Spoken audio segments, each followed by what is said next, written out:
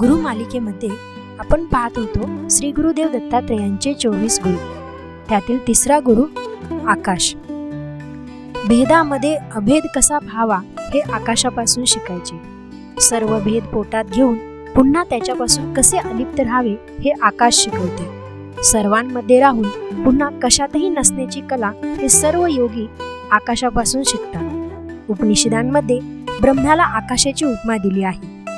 सद्य दृश्य विश्वामध्ये परमात्म्या स्वरूप जवळ येणारे आकाशासारखे कोणी नाही. ब्रह्मांड ही एक महान पोकळी आहे.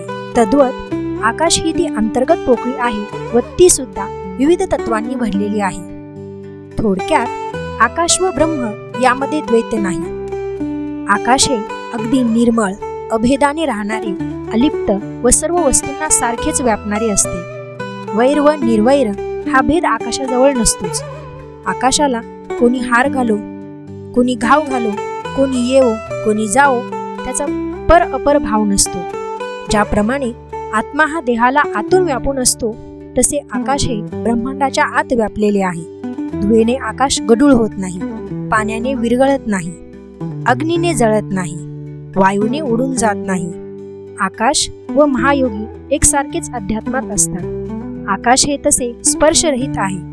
कोणत्याही बाबी गोष्टींपासून संपूर्णता अलिप्त राहणे हे आकाशाचे मुख्य तत्व होय.